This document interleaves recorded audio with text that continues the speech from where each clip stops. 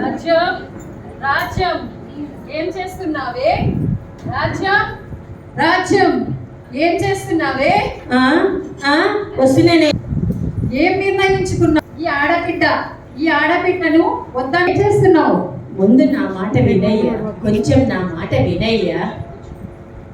నోర్మోయ్, నేను చెప్పిందే జరగాల.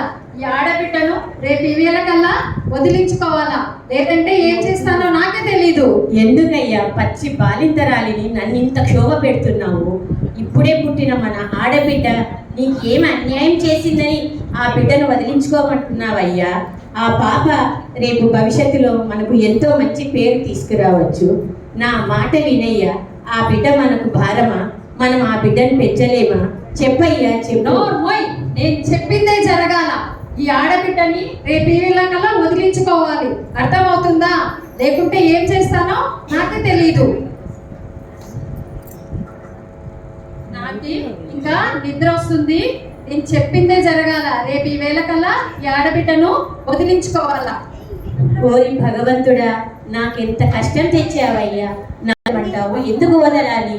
భగవంతుడా, నా పెనిమిటి మనసు మార్చి అతను ఈ బిడ్డను అంగీకరించేటట్లు చేయండి తండ్రి. ఏదో ఒక మార్గం చూపు తండ్రి. నా వల్ల ఏ ప్రయోజనము లేదా?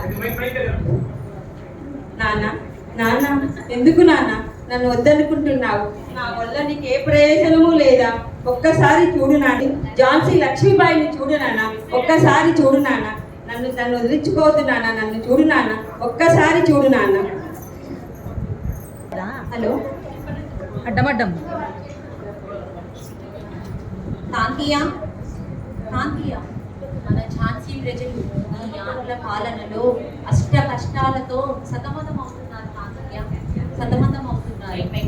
ఈ ఆంగ్ల సైన్యాల అదిరింపులు బెదిరింపులతో ఈ ఝాన్సీ రక్తం సలసల మరిగిపోతుంది, సలసల మరిగిపోతుంది. కాంతియా, ఈ దుష్ట పాలకుల ఉక్కు పాదాల కింద నా ఝాన్సీ ప్రజలు చిత్రహింసలతో నలిగిపోతున్నారు.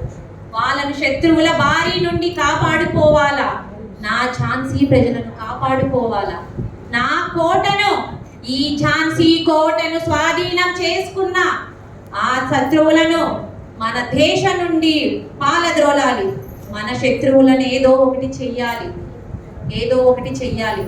కాదు తాంతియా, వాళ్ళను ఈ భరత గడ్డ మీద సంహరించాలి. తాంతియా, చెప్పు తాంతియా, నేనేం చెయ్యలేనా? ఝాన్సీ ఏమి చెయ్యలేదా? ఝాన్సీ నమ్మి డొంగి, ఝాన్సీ నమ్మి డొంగి.